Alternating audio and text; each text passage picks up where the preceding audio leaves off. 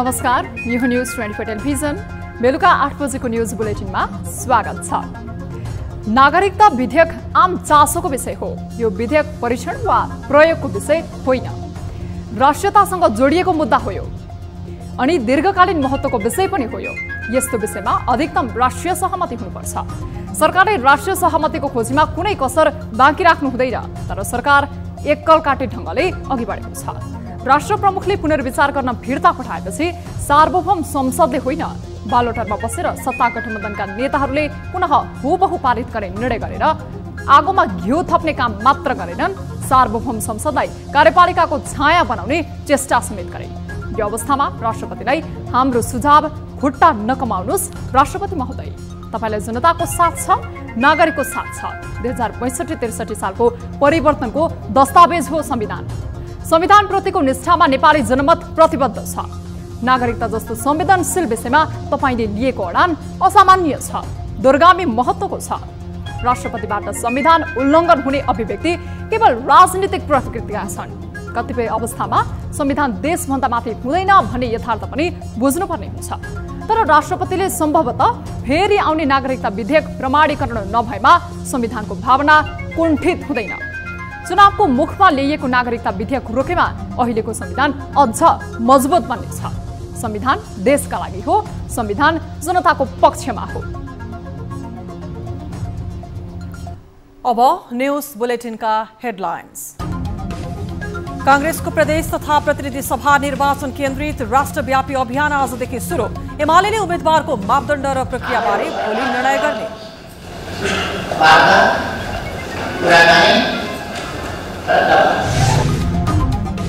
गस्ती र आपतकालीन उद्धारका लागि प्रयोग हुने प्रहरीको सीआरबी भ्यानको अवस्था दयनीय। देशभरका 82वटा भ्यान प्रयोग विहीन अवस्थामा। पुलिसिङ गर्छौँ भनेर जुन अगाडि बढाएको छ त्यसमा चाहिँ झन् चाहिँ दिनको दिन दिनरात चाहिँ बढोत्तरी भएको अवस्था छ। लुम्बिनी प्रदेश सरकार प्राविधिक विश्वविद्यालय सञ्चालनको तयारीमा। विश्वविद्यालयका लागि 100 बिघा जग्गा उपलब्ध, 10 करोड रुपैयाँ बजेट विनियोजन। यहाँका विद्यार्थीहरू कम लगानीमा चाहिँ उच्च लेभलका शिक्षा प्राप्त गरून्। नक्सा विपरीत निर्माण गरिएका अनाधिकृत संरचना हटाउने काठमाडौँ महानगरपालिकाको अभियान जारी। राहदानी विभागको बेसमेन्ट एरिया पनि खाली गरियो। चिट काट्नु मात्रै ठुलो कुरा होइन। चिट काट्नु भनेको समाधान हो, चिट काट्नु समाधान होइन। समाधान भन्ने कुरो मान्छेलाई सधैँका लागि सचेत गराउनु पर्यो के। र भारतीय जनता पार्टीकै नेत्री तथा टिकटक स्टार सोनाली फोगाटको बलात्कारपछि हत्या भएको दावी। हत्यामा संलग्न भएको आशंकामा 2 जना पक्राउ।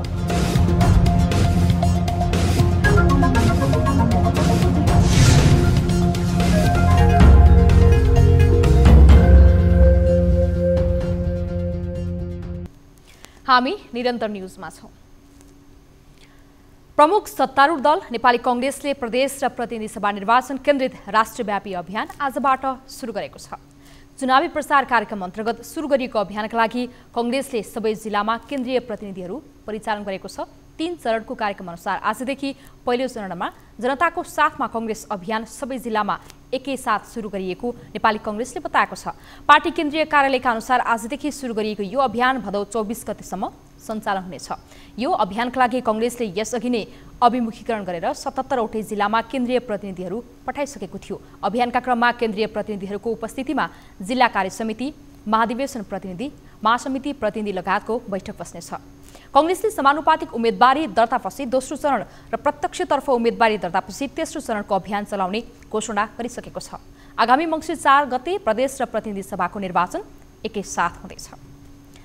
नेकपा एमाले मङ्सिर 4 गते हुने प्रतिनिधि सभा र प्रदेश सभा सदस्य निर्वाचनका उम्मेदवार छनौटको मापदण्ड र प्रक्रियाको विषयमा शनिबारको बैठकले निर्णय गर्ने बताएको छ। केन्द्रीय समिति बैठकको पहिलो दिन शुक्रबार उम्मेदवारको मापदण्ड प्रक्रियाबारे छलफल भएको छ। पार्टी केन्द्रीय कार्यालय च्यासलमा शुक्रबारबाट सुरु भएको केन्द्रीय समिति बैठकमा मनोनित केन्द्रीय सदस्यहरूलाई पार्टी अध्यक्ष केपी शर्मा ओलीले शपथ दिलाएका थिए। बैठकमा अध्यक्ष ओलीले सम्बोधन गर्दै आगामी निर्वाचनलाई निष्पक्ष र धाँधली रहित बनाउन पार्टीका नेता कार्यकर्तालाई नै भूमिका खेल्नुपर्नेमा जोड दिएका छन्।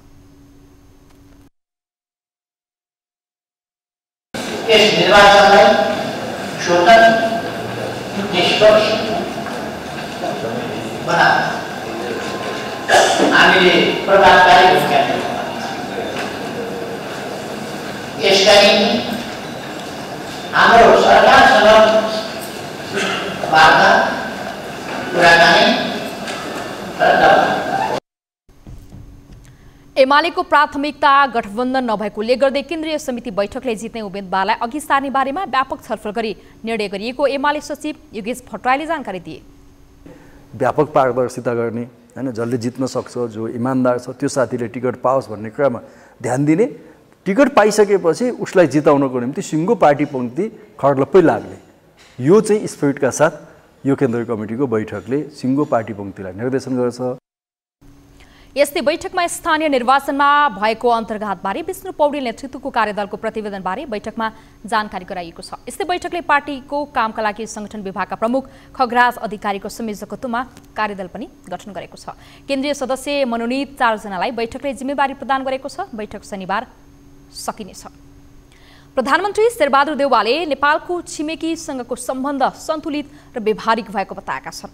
नीति अनुसन्धान प्रतिष्ठानले काठमाडौँमा गरेको नेपालको अन्तर्राष्ट्रिय सम्बन्धको बारेमा 3 दिने सम्मेलनको उद्घाटन गर्दै प्रधानमन्त्री देउवाले सबै छिमेकीसँग नेपालले असल सम्बन्ध चाहेको र सोही अनुसार व्यवहार गरिएको बताएका छन्। प्रतिष्ठानका कार्यकारी निर्देशक डाक्टर दीपक कुमार अधिकारीले परराष्ट्र मामिलामा संस्कृतिको मुद्दा महत्त्वपूर्ण हुने उल्लेख गरेका थिए। सम्मेलन भारतबाट 3 दर्जको संख्यामा परराष्ट्र मामिलासँग सम्बन्धित विज्ञ तथा विद्यार्थी सहभागी हुनेछन्।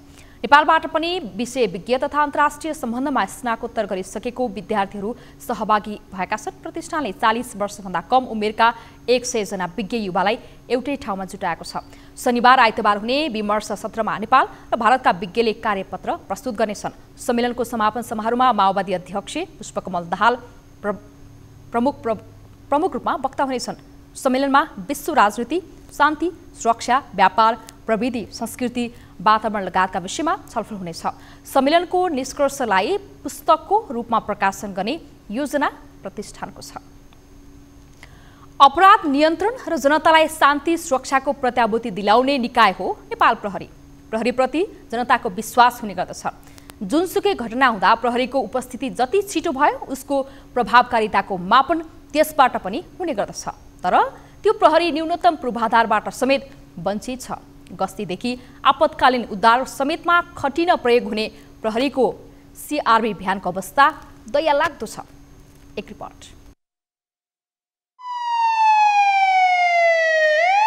कुनै दुर्घटना भए सम्झने भनेको नेपाल प्रहरीलाई हो। प्रहरीलाई सम्पर्क गर्ने नम्बर चाहिँ 100। प्रहरीलाई सम्पर्क गर्ने बित्तिकै तत्काल प्रहरी आइपुगेन भने हामी प्रहरीप्रति आवेग व्यक्त गर्न थाल्छौं। तर कहिल्यै तपाईले सोच्नु भएको छ ती प्रहरीहरू कस्तो विषम परिस्थितिमा काम गरिरहेका छन्? उनीहरूले प्रयोग गर्ने सीआरबी भ्यान कुन अवस्थामा छ? हेरौँ न त एकपटक।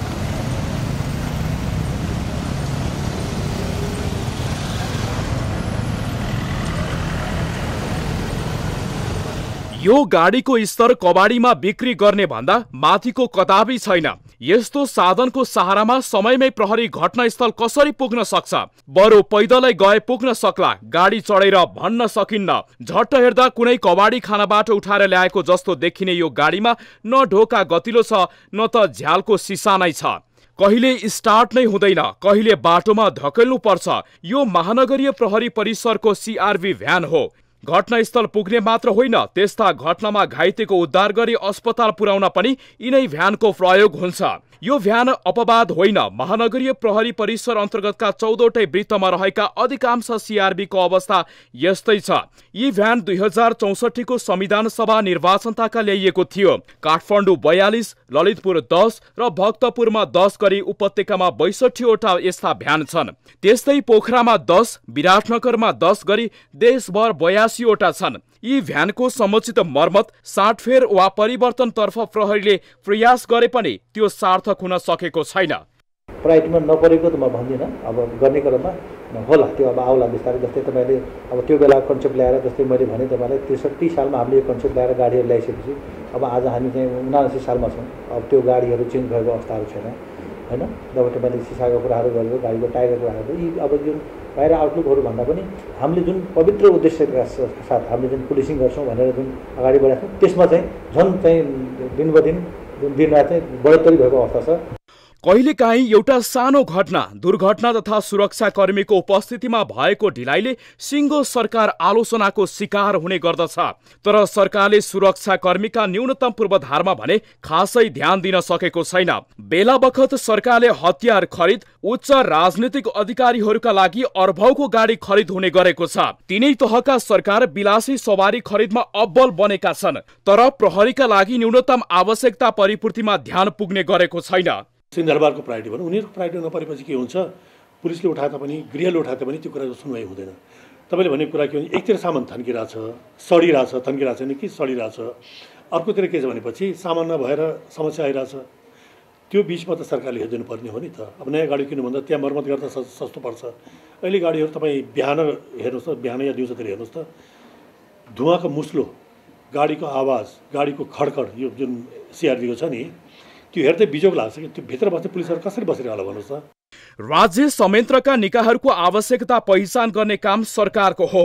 अत्यावश्यक उपकरण तथा प्रविधिको समुचित व्यवस्था नभए कार्य सम्पादन राम्रो हुँदैन। प्रतिनिधि सभा र प्रदेश सभा निर्वाचनको पूर्व सन्ध्यामा सुरक्षाकर्मीका लागि सवारीको जोहो गर्न सरकारको ध्यान पुग्न जरुरी छ। न्यूज 24 टेलिभिजनका लागि क्यामेरामा सुनिल गुरुङ, कान्छा डङ्गोल र मदन सापकोटाका साथ टिभी जर्नलिस्ट समीर जोशी, काठमाडौँ। नेकपा माओवादी केन्द्रका अध्यक्ष पुष्पकमल दाहालले राष्ट्रपतिले सेनाका वर्तमान र भूपू पदाधिकारीलाई भेट गर्नु स्वाभाविक नदेखिएको बताएका छन्। शुक्रबार विराटनगरमा सञ्चारकर्मीहरूसँग कुराकानी गर्दै सेना प्रमुखहरूसँगको भेटघाट स्वाभाविक नदेखिएको पनि राष्ट्रपतिको गतिविधि राजनैतिक सङ्कट निम्त्याउने खालको नभएको उल्लेख गरेका छन्। उनले नागरिकता विधेयकले कुनै राजनैतिक सङ्कट नल्याउने दावी गरे। उनले नागरिकता विधेयक राष्ट्रिय सभाबाट सजिलै पास भएर राष्ट्रपतिले प्रमाणीकरण गर्ने पनि उनले विश्वास व्यक्त गरेका छन्। प्रक्रियाबाटै पारित हुन्छ र राष्ट्रपतिजीले पनि यसलाई प्रमाणित गर्नुहुन्छ। मेरो चाहिँ त्यो विश्वास छ, यो त्यस्तो सङ्कट ल्याउने घटना हुँदैन। राष्ट्रपतिबाट नागरिकता विधेयक संसदमा फिर्ता पठाइएको पनि प्रतिनिधि सभाले हुबहु पारित गरेको थियो। यद्यपि फिर्ता विधेयक राष्ट्रिय सभाबाट भने विधेयक पारित हुन बाँकी छ। यस्तै माओवादी केन्द्रका अध्यक्ष दाहालले सत्ता गठबन्धन दलहरूबीच सिट बाँडफाँडमा कुनै विवाद नभएको पनि बताएका छन्। गठबन्धनबीच सहमतिमा नै सिट बाँडफाँड हुने उनले दावी गरे। हामी निरन्तर न्यूजमा छौं। लुम्बिनी प्रदेश सरकारले आफ्नै प्राविधिक विश्वविद्यालय सञ्चालन गर्न लागेको छ। प्रदेशभित्र रहेका विद्यमान लुम्बिनी बौद्ध विश्वविद्यालय र संस्कृत विश्वविद्यालय बेलझुण्डी दाङ प्रदेश सरकार मातहतमा आएर सञ्चालन गर्न नमानेपछि प्रदेश सरकारले छुट्टै विश्वविद्यालय सञ्चालन गर्ने तयारी गरेको हो।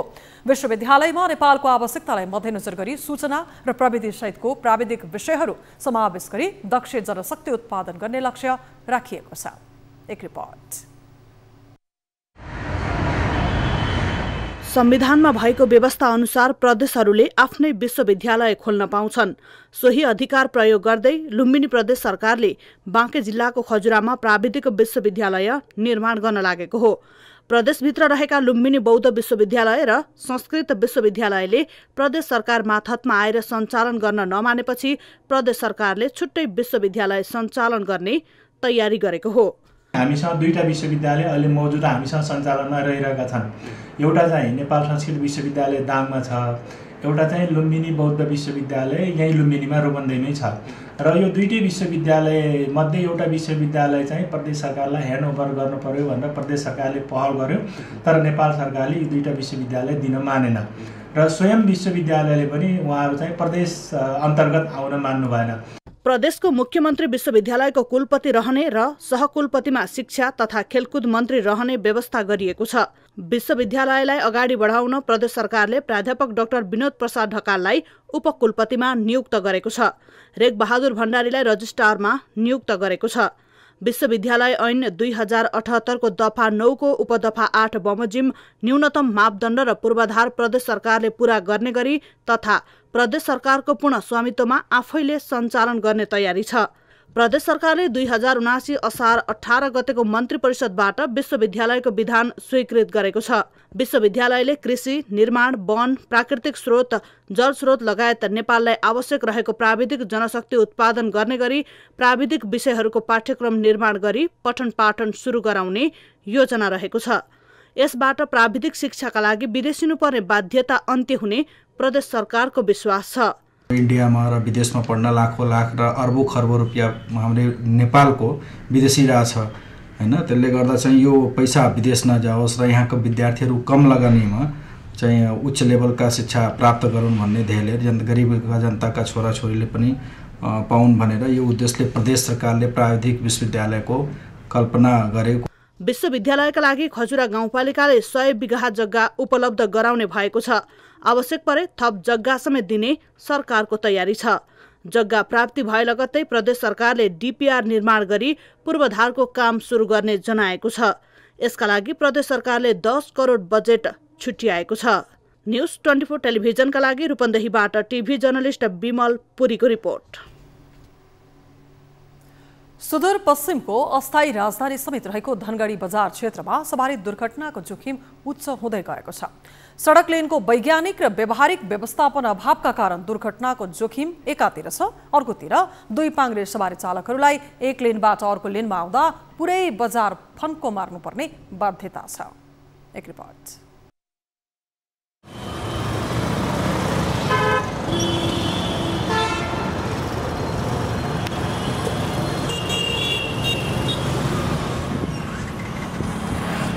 यो दृश्य कैलालीको धनगढी बजार क्षेत्रको हो। यहाँ दुई पाङ्ग्रे सवारीले जथाभावी लेन क्रस गर्ने प्रवृत्ति पुरानै हो। यस प्रवृत्तिकै कारण उनीहरू बेला बेला ट्राफिक प्रहरीको फन्दामा पनि पर्छन्। तर यहाँ सवारी चालकका लागि लेन अनुशासन उल्लङ्घन गर्नु मनपरी प्रवृत्ति नभई बाध्यात्मक अवस्था हो। मोहनापुल अत्तरिया 6 लेन सडकमा अव्यावहारिक क्रसिङको यस बाध्यात्मक अवस्थाले दुर्घटनाको जोखिम पनि उच्च बनाइरहेको छ। यहाँ करिब 1 किलोमिटरको दूरीमा एउटा मात्रै क्रसिङ पास राखिएको छ। धनगढी चौराहाबाट शहीद गेट जाँदै गर्दा अर्को लेनमा जानु परे पुरै 1 किलोमिटर फन्को मार्नुपर्ने बाध्यता छ। यसकारण यहाँका सवारी चालक र पैदल यात्रु दुर्घटनाको उच्च जोखिममा छन्। अब के गर्छ भने ट्राफिकले त्यहाँनिर घुम्न नदिने हुन्छ। अब त्यहाँदेखि हामीले यहाँ चटकपुर खाली चटकपुरसम्म घुम्नुपर्ने हुन्छ हजुरको। त्यही भएर यो अब हामीलाई अलिकति मार्कै हुन्छ, किनभने अब त्यहाँदेखि यहाँसम्म खाली आउनुपर्ने हुन्छ। हामीलाई असहज भयो कि धेरै, त्यहाँ सजिलो भयो। अब हामीले त्यही बाटो घुमेर हामीलाई जान मिल्दैनौँ, हामीले आउनुपर्छ घुमेर नै। घुमेर आउँदाखेरि के हुन्छ भने प्यासेन्जरहरूले हामीलाई चौराबाट मोतीचोकको नै भाडा दिने भए, हामीलाई यो चाहिँ शहीद गेट घुमेर चौराहा गएको त हाम्रो त व्यर्थ भयो। धनगढी सुदूरपश्चिमको मुख्य व्यापारिक केन्द्र पनि हो। यहाँको जनघनत्व समेत धेरै छ। भिडभाड हुने सरकारी कार्यालय, पेट्रोल पम्प, विद्यालय, सवारी पार्किङ स्थल लगायत बस्ती विकासलाई हेरेर क्रसिङ राख्नुपर्नेमा मनमानी गरिएको सरकारवालाहरूको भनाइ छ। खास त यो सडक नै यो बस्ती विकासको बीचमा हुनु नै अव्यावहारिक हो। यदि अब भइहाल्यो भने पनि यसलाई व्यावहारिक रूपमा सबैलाई सहज हुने तरिकाले कसरी ल्याउन सकिने, यसको लागि सबैलाई व्यावहारिक हुने खालको, सबैलाई सुविधा सम्पन्न हुने खालको बनाउनु पर्ने। यता मोहनापुल अत्तरिया 6 लेन सडक आयोजना भने क्रसिङ पोइन्ट थप्नुपर्ने आवश्यकता भए पनि लागतमा अन्योलता रहेकाले तत्काल कार्य प्रारम्भ नगरिएको गैर जिम्मेवार जवाफ दिइरहेको छ। यो चाहिँ अहिले अन्तिम आवरमा आएर प्रश्न उठेका कारणले अब ठेकेदारहरूको क्षतिपूर्ति कसले दिने र त्यसमा लागेका मेटेरियलहरू सबैहरू फालेर फेरि पुनर्निर्माण गर्दा त्यसको लागत कसले बिहोर्ने भन्ने कुरा यकिन नभएका कारण अहिले गर्न स्वीकृति दिन नसकिने भएको हुँदा यदि कतैबाट पब्लिकले या कुनै निकायले हामी चाहिँ सडक विभागको स्ट्यान्डर्ड नर्म्स स्पेसिफिकेसन बमोजिम हामी काम गरेर बनाउँछौँ भने हामी चाहिँ त्यसलाई अनुमति दिन सक्छौँ। मुख्य बजार क्षेत्र रहेको धनगढीको मोहनापुलदेखि चटकपुरसम्म जम्मा 3 ठाउँमा मात्रै क्रसिङ राखिएको छ, जसका कारण 4 पाङ्ग्रे सवारीले लामो दूरी पार गरिरहेका छन् भने साइकल तथा मोटरसाइकलहरूले मनमानी सडक क्रस गर्दै आएका छन्। मोहनापुलदेखि अत्तरियासम्मको दूरी करिब 14 किलोमिटर छ भने 15 ठाउँमा क्रसिङ पोइन्ट राखिएका छन्। न्यूज 24 टेलिभिजनका लागि सुदूरपश्चिम ब्युरोको रिपोर्ट। काठमाडौँ महानगरपालिकाका मेयर बालेन्द्र शाह बालेनले नक्सा पास विपरीत भवनको बेसमेन्टमा गर्दै आएको व्यापार हटाउने कार्य तीव्र बनाएका छन्। उनको यो अभियानले पार्किङ अभावको समस्या समाधान हुने आशा बलियो भइरहेको छ। काठमाडौँको फुटपाथ र पार्किङ व्यवस्थापनमा सक्रिय बालेनको जताततै वाहावाही छ। तर अहिले चालेको यो अभियानसँगै 2-4 कुरा थपेर थप अघि बढ्ने हो भने मेयर बालेन्द्रको उचाइ चुलिने निश्चित छ। एक रिपोर्ट। यी हुन् शेरबहादुर शाही। उनी काठमाडौँको नयाँ बानेश्वर स्थित अल्फा बिटा हाउसको पहिलो तलामा रहेको लक्ष्मी बैंकमा पैसा झिक्न आएका थिए। बैंक अगाडिकै फुटपाथमा आफ्नो बाइक पार्क गरेर उनी बैंक छिरे। बैंकको काम सकेर बाहिर निस्कँदा उनको बाइकमा ट्राफिकले ताल्चा लगाएको थियो। बैंक मात्र होइन, अल्फा हाउसको भवनमा रहेका अन्य कुनै पनि अफिसमा आएका सेवाग्राहीलाई त्यहाँ वरिपरि पार्किङको सुविधा छैन। विकल्प केवल सडक पेटी हो। त्यसैले उनले यस ठाउँमा बाइक पार्क गरेका थिए। फुटपाथमा बाइक रोकिएको कारण उनले 1000 रुपैयाँ जरिवाना तिर्नुपर्ने भयो। उनी मात्र होइन, उनीसँगै भएका अन्य 7 जना सेवाग्राही पनि फुटपाथमा पार्किङ गरेको कसुरमा जरिवानामा परे। चिट काट्नु मात्रै ठुलो कुरा होइन। चिट काट्नु भनेको समाधान हो, चिट काट्नु समाधान होइन। समाधान भन्ने कुरा मान्छेलाई सधैँका लागि सचेत गराउनु पर्यो के, त्यो हाम्रो कुरा। तर यो ट्राफिकको ज्यादती पनि रोक्नुपर्छ एउटा। अर्को कुरो यो जताततै यो पार्किङ गर्नु आफैमा नराम्रो कुरा हो नै, यसमा हामी विपक्षमा होइन, तर वार्निङ दिनु पर्यो। हिजो अस्ति त्यहाँ पुरा भइरहेको थियो, 2-300 लागे हुन्थ्यो। यहाँ कसैले केही भन्दैन थियो। अफिसमा कामको लागि छिरेको बाहिर आउन्जेलसम्म ताला लगाएको छ। मान्छे हिँड्ने ठाउँ हो, भित्र नभएपछि यहाँ त राख्नु पर्यो नि। अनि भित्र गयो, कार्यक्रम सकेर त तल आउँदै ताल्जा लगाइराखेको छ। यो त राज्यको व्यवस्थापन उहाँले ट्राफिकले पनि भन्नु पर्यो नि। उहाँको कारणले गर्दाखेरि ट्राफिकले चाहिँ मौको छोपेर आएर चाहिँ यहाँनिर ताल्जा लगाएर हिँड्ने भनेपछि जनताले त दुःख पाइयो नि त। त्यस कारणले गर्दा मेयर साहबले गर्न खोज्नु भएको काम त राम्रो छ, उहाँको कारणले गर्दाखेरि जनताले दुःख पाइयो। अनि ठुलो कुरा होइन नि त, जनताले कतिसम्म दुःख पाउने। हामीले पनि यही खोज्या हो। यहाँ चाहिँ बाटो सफा हुनु पर्यो, फोहोरहरू सबै चाहिँ समाधान हुनु पर्यो, मान्छेलाई आवत जावत गर्ने ठाउँ चाहिँ नि राम्रो हुनु पर्यो, यातायात बाटोहरू राम्रो हुनु पर्यो। हामीले नि यही चाहेको। हामी पनि देश विदेश घुमेर आछौँ, सबै कुरा देखेका छौँ होइन। यी भ्रष्टाचारी नेताहरूले गर्दाखेरि आज यो जनताले दुःख पाएछन्। सार्वजनिक प्रयोजनका लागि कार्यालय खोल्ने तर कार्यालयको पार्किङ नहुने हुँदा सेवाग्राही मारमा पर्नुपर्ने अवस्थाले काठमाडौँवासी आजित छन्। केही दिन अघि सुन्धाराको काठमाडौँ महल र आरबी कम्प्लेक्स क्षेत्रमा पार्किङका लागि अनुमति लिएको ठाउँमा अनधिकृत रूपले भाडामा लगाइएका संरचना महानगरले भत्काइदियो। यस्ता संरचनालाई घरधनीले भाडामा लगाएर सर्वसाधारण व्यापारीबाट भाडा उठाइसकेका छन्। तर महानगरले व्यवसायीहरूको व्यवसाय नै तहस नहस बनाइदियो। घरधनीको बदमाशीका कारण यहाँ सामान्य व्यापारीहरू पीडामा परेका छन्। आफ्ना व्यापारले सजिलो व्यवस्थापन गर्नु पर्यो। महानगरका पनि नागरिक हुने त महानगरपालिका पनि त नेपाली नागरिक हुने त। विदेशी लाएर फुटाना पसल गरेर करोड रुपियाँ कमाएर यहाँ त राज्यलाई ट्याक्स दिने पैसा छ नि त। आफ्नै देशका नागरिक हुने देशका नागरिकलाई मारेर त भन्ने टाइम सबै के हो भने कमसेकम अनुसन्धान राम्रोसँग गरेर एउटा मेकानिजम बनाएर त्यहाँ बसिरहेको मान्छे गरिरहेको मान्छेलाई केही प्रब्लम तत्कालीन रूपमा हुन्छ कि हुँदैन। अब यत्रो मान्छे यो कहाँ खाडीतिर भागिहाल्ने हो त। सरकारबाट एउटा काम गर्छु भनी अनुमति लिने तर त्यसको उल्लङ्घन गरी व्यक्तिगत लाभका लागि मनपरी गर्ने घरधनीलाई ठेगान लगाउन महानगरका मेयर बालेन्द्रको कदम स्वागत योग्य नै देखिन्छ। तर घरधनीको बदमाशीको सजाय सेवाग्राही र उक्त ठाउँ प्रयोग गर्दै आएका व्यापारीले भोग्नु परेको छ। यस समस्यालाई समेत नजरअन्दाज नगरी कसैलाई पनि अन्याय नहुने किसिमले हालको अभियानलाई परिमार्जित गर्न सके मेयर बालेन्द्रको कामको प्रशंसा थप उचाइमा पुग्ने देखिन्छ। न्यूज 24 टेलिभिजनका लागि क्यामेरामा कान्छा डङ्गोलका साथ टिभी जर्नलिस्ट सृष्टि पराजुली, काठमाडौँ। न्यूजहरू अझै बाँकी छन्, अब पालो ब्रेकको।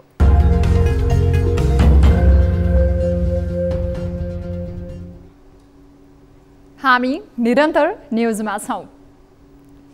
मङ्सिर 4 गते हुने प्रतिनिधि सभा र प्रदेशसभा चुनावका लागि समानुपातिक तर्फको दल दर्ता आजबाट सुरु भएको छ। निर्वाचन आयोगले समानुपातिक तर्फ भाग लिन चाहने राजनीतिक दलको निवेदन लिन सुरु गरेको हो।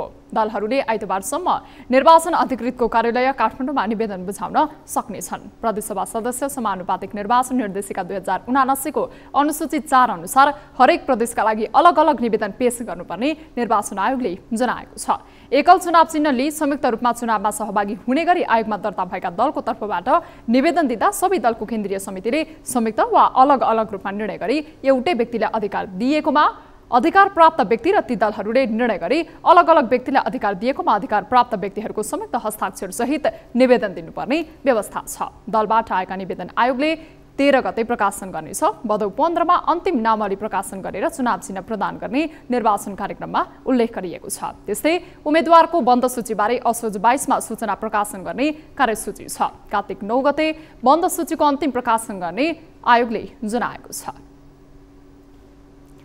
नेपालमा पछिल्लो 24 घण्टामा थप 324 जनामा कोरोना भाइरसको संक्रमण पुष्टि भएको छ। स्वास्थ्य तथा जनसङ्ख्या मन्त्रालयका अनुसार देशभर 1673 PCR परीक्षण गर्दा 163 जना र 1842 एन्टिजेन विधिबाट परीक्षण गर्दा 161 जनामा कोरोना संक्रमण पुष्टि भएको बताइएको छ। पछिल्लो 24 घण्टामा कोरोनाका कारण थप 1 जनाको मृत्यु भएको छ। त्यस्तै आज थप 418 जना संक्रमण मुक्त भएको पनि मन्त्रालयले जनाएको छ। हाल नेपालमा 3943 जना कोरोनाका सक्रिय संक्रमित छन्।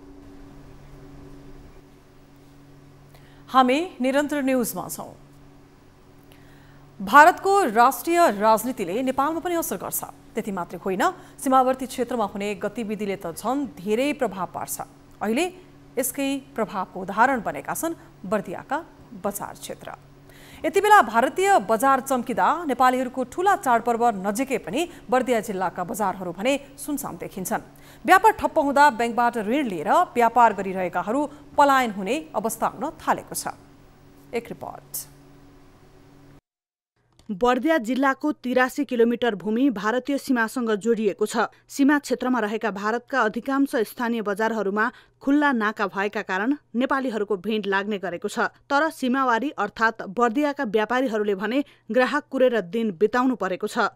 नेपाल भारत सिमानासँग जोडिएको भारतीय लौकाही बजार, बले बजार, चितलभा र बठनिया बजारमा सामग्री खरिद गर्न जानेहरूको संख्या बढ्न थालेपछि बर्दियाको मैनापोखर, शीतला बजार, गुलरिया, ताराताल र ओराली बजार यति बेला सुनसान देखिएका हुन्। यसरी अवैध रूपमा सामान खरिद गर्ने सहजताले नेपालको व्यापार घटेको व्यापारीहरूको गुनासो छ। सीमावर्ती बजार, लौकाई, बलेगाउँ अनि हाम्रो बठिनिया बजार, यिनीहरूमा दैनिक नेपालीहरू जाने किनमेल गर्ने घरायसी सामानहरू यो गर्ने भएको हुनाले यहाँका व्यापारीहरू पलायनको अवस्थामा भइरहेछ। हामीले मार्केटमा एकदम परेशानी छ। व्यापारीहरू त बैंकको कर्ज तिर्न सकिरहेका छैनन्। पहिला त कर्जले एकदम डुबेछन्। यति बेला नेपाल भारत सिमानाको भारतीय लौकाही बजारमा दैनिक 1000 भन्दा बढी मानिसहरू सामान खरिद गर्न जाने गरेका छन् भने घरायसी सामग्री भन्दै त्यस क्षेत्रबाट चोरी पैठारी समेत हुने गरेको छ। उद्योग वाणिज्य संघ बर्दियाले सीमावर्ती बजारमा जान नदिन पटक पटक प्रशासन समक्ष ज्ञापन पत्र बुझाएको भए पनि यसको सुनवाई भएको देखिँदैन। सीमावर्ती बजारमा खरिद गरेर नेपाल ल्याउँदा त्यस स्थानमा भन्सार र नाका समेत नभएकाले सरकारलाई राजस्वमा समेत नोक्सानी भइरहेको छ। तर जिल्ला प्रशासन कार्यालय बर्दिया भने नाकामा कडाई गरिने प्रतिबद्धतामै सीमित देखिन्छ। नेपालका जुन बोर्डर एरियाका जिल्लाहरू छन् ती बोर्डर एरियाका जिल्लामध्ये पर्ने बर्दियामा पनि केही हदसम्म नेपाली नागरिकहरू उता गएर सपिङ गर्ने, उता गएर किनमेल गर्ने र उताबाट किनमेल गरेर ल्याउने भन्ने विषयमा सामान्य घरायसी पर्यटनका लागि रोक्ने गरिएको देखिँदैन। जुनसुकै नाका नेपालका हाम्रो जिल्ला मात्रै होइन अरू नाकाहरूमा पनि प्राय व्यवहारमा यो कुराहरू अवलम्बन गरिएको छ। अहिले यहाँले जिज्ञासा गरे जस्तै यति हुँदाहुँदै पनि व्यापारीहरूले व्यापार गर्ने प्रयोजनका लागि चाहिँ सीमा नाकाबाट चाहिँ यस्ता चाहिँ वस्तुहरू ल्याउनु भयो र यतातिर आफ्नो चाहिँ ल्याएर व्यापारकी प्रयोजनका लागि प्रयोग गर्नुभयो भन्ने जुन सरले टिप्पणी गर्नुभयो र यस्ता कुराहरू अन्य कुराहरूबाट पनि आइराखेका छन्। खुल्ला सीमानाकाबाट निर्बाध खरिद गरी ल्याउन सकिने सामग्री नेपाली बजारको तुलनामा सस्तो पर्ने हुँदा सीमापारीका बजारतिर नेपालीको झुकाव बढेको हो। यसको उचित व्यवस्थापन हुन नसके नेपाली बजार विस्थापित हुने जोखिम देखिन्छ। न्यूज 24 टेलिभिजनका लागि बर्दियाबाट टिभी जर्नलिस्ट ज्योति पन्थीको रिपोर्ट। अब बिजनेस न्यूज।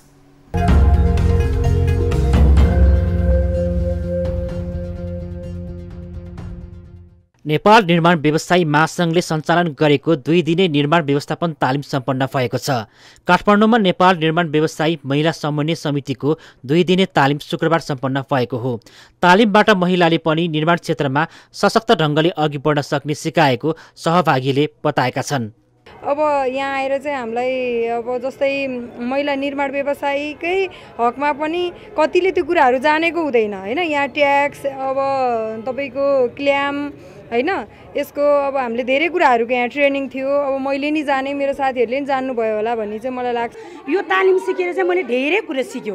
अब कानुनी रूपमा अब यस्तो हुन्छ, अब हामीले हरेक चिजहरू टेन्डर हाल्ने बेलामा पनि हामीले गल्ती गरिरहेको हुन्छ, अरूले हाल्न दिएको हुन्छ त्यसमा पनि गल्ती हुन्छ। काम गर्नेदेखि लिएर अब भनौँ न सरहरूले प्रशिक्षण सरहरूले सिकाउनु भयो हामीलाई, यो चिज यस्तो हुन्छ, यो चिज यस्तो हुन्छ भन्ने सिकाउनु भयो। त्यो चिज हामीलाई ज्ञान थिएन। अहिले चाहिँ हामीलाई लगभग तपाईँको 50% जति उहाँले सिकाउनु भएको ज्ञान चाहिँ हामीलाई भयो। तालिमले निर्माण व्यवसायीको क्षमता अभिवृद्धि गर्न सहयोग पुर्याउने दाबी छ। आगामी दिनमा निर्माण व्यवसायीका लागि देशभर सामान्यदेखि विशिष्टकृत तालिम सञ्चालन हुने महासङ्घले जनाएको छ। तालिममा मुलुकभरबाट आएका 47 जना निर्माण व्यवसायीले सहभागिता जनाएका छन्।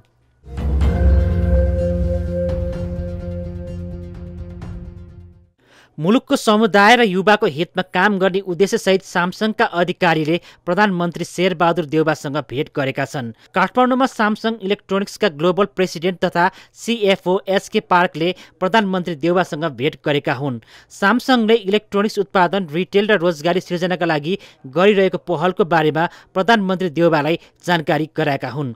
यसैका लागि स्थानीय साझेदार हिम इलेक्ट्रोनिक्स अर्थात् गोल्सा समूहसँग मिलेर नवलपरासीमा LED TV उत्पादन गर्ने कारखाना स्थापना गर्ने भएको छ। उद्योग वाणिज्य तथा आपूर्ति मन्त्री दिलेन्द्र बडु र सामसङ इलेक्ट्रोनिक्स ग्लोबलका अध्यक्ष SK पार्कले कारखानाको शिलान्यास गरेका हुन्।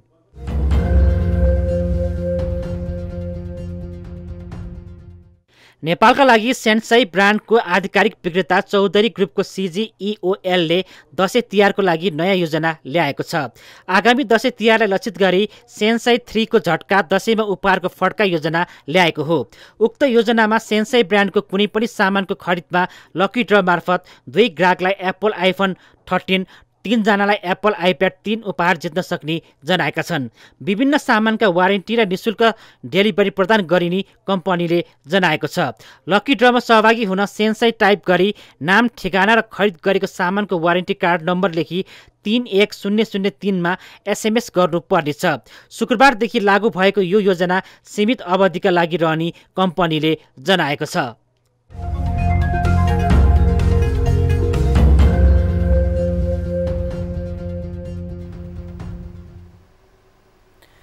न्युजहरू अझै बाँकी छन्, अब पालो ब्रेकको।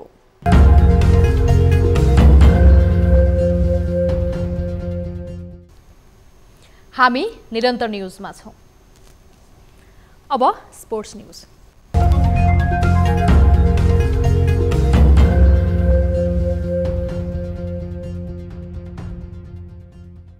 घरेलु टोली केन्या विरुद्धको दोस्रो T20 क्रिकेटमा नेपाल पराजित भएको छ। शुक्रबार केन्याको नैरोबी स्थित जिमखाना क्रिकेट मैदानमा नेपाल केन्यासँग 18 रनले पराजित भएको हो।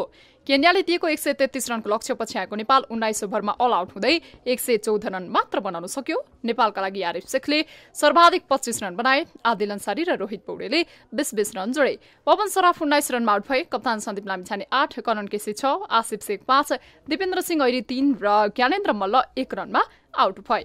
सोमपाल कामी 2 रनमा आउट हुँदा बसिर अहमेद 0 रनमा अभिजित रहे। केन्याका लुकास ओच, इमानुएल बुन्डी र भिराज पटेलले 2 विकेट लिए।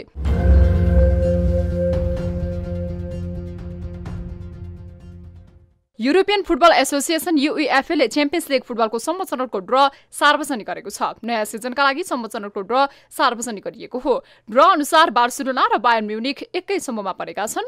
बार्सिलोना र बायर्न समूह C मा परेका छन्। साबिक विजेता रियल मैड्रिड भने समूह F मा परेको छ। सम्म-चरणको ड्र अनुसार समूह A मा आयाक्स, लिभरपुल, नापोली र रेन्जर्स रहेका छन्। यस्तै समूह B मा पोर्टो, एथलेटिको मैड्रिड, बायर लेभरकुसेन र क्लब ब्रुग, समूह C मा बायर्न म्युनिख, बार्सिलोना, इन्टर मिलान र भिक्टोरिया प्लेजन रहेका छन्। समूह डी मा फ्राङ्कफर्ट, टोटनह्याम, स्पोर्टिङ सिपी र मार्से, समूह ई मा एसी मिलान, चेल्सी, साल्जबर्ग र डिनामो जाग्रेब रहेको छ। समूह एफ मा साबिक विजेता रियल मैड्रिड सँगै लाइपजिङ, शाख्तर डोनेक्स्ट र सेल्टिक रहेका छन्।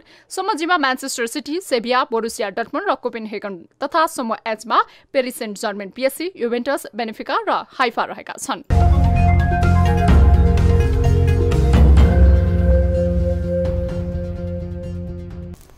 अब एउटा रोचक प्रसंग।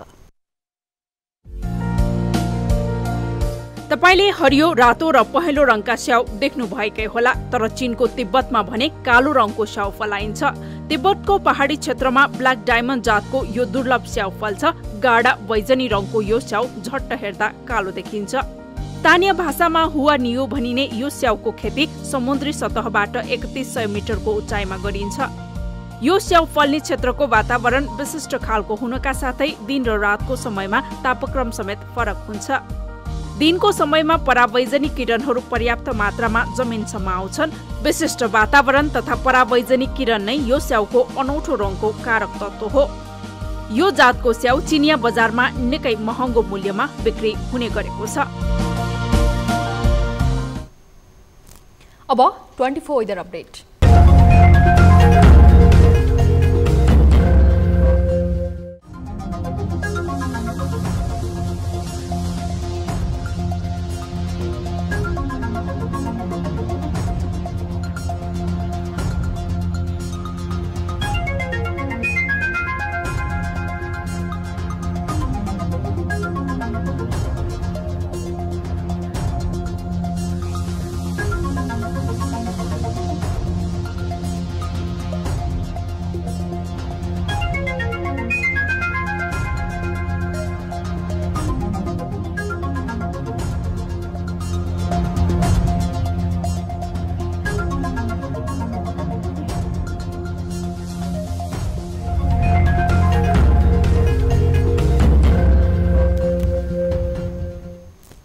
अब न्यूज बुलेटिनको अन्त्यमा पुनः हेडलाइन्स। कांग्रेसको प्रदेश तथा प्रतिनिधि सभा निर्वाचन केन्द्रित राष्ट्रव्यापी अभियान आजबाट सुरु। एमाले उम्मेदवारको मापदण्ड र प्रक्रियाबारे भोलि निर्णय गर्ने।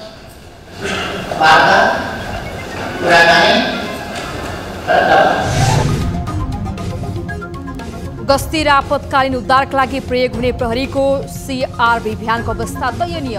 देशभरका 82 वटा भ्यान प्रयोगविहीनको अवस्थामा। अगाडि बढेको त्यसमा चाहिँ झन् चाहिँ दिनको दिन दिनरात चाहिँ बढोत्तरी भएको अवस्था छ।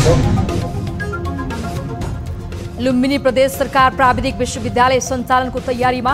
विश्वविद्यालयका लागि 100 बिघा जग्गा उपलब्ध। 10 करोड रुपियाँ बजेट विनियोजन। पैसा विदेश नजाओस् र यहाँको विद्यार्थीहरू कम लगानीमा चाहिँ उच्च लेभलका शिक्षा प्राप्त गरून्। नक्सा विपरीत निर्माण गरिएका अनधिकृत संरचना हटाउने काठमाडौँ महानगरपालिकाको अभियान जारी। राहदानी विभागको बेसमेन्ट एरिया पनि खाली गरियो। मात्र ठुलो कुरा होइन, चिट काट्नु भनेको समाधान हो। चिट काट्नु समाधान होइन। समाधान भन्ने कुरा मान्छेलाई सधैँका लागि सचेत गराउनु पर्यो के। र भारतीय जनता पार्टीकी नेत्री तथा टिकटक स्टार सोनाली फोगाटको बलात्कारपछि हत्या भएको दाबी। हत्यामा संलग्न भएको आशंकामा 2 जना पक्राउ।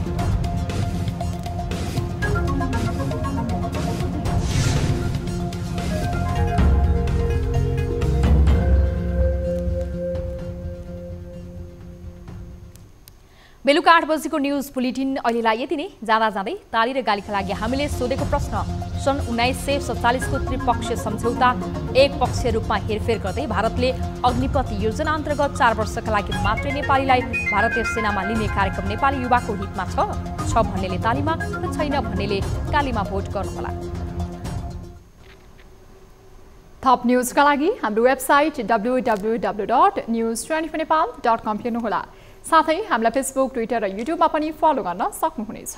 त्यस्तै मोबाइल, इमेल र भाइबरबाट न्यूज 24 को हेल्प डेस्कमा केही समस्या र गुनासा छन् भने सम्पर्क गर्न सक्नुहुनेछ। अहिलेलाई बिदा दिनुहोस्। हामी निरन्तर न्यूजमा छौं। नमस्ते।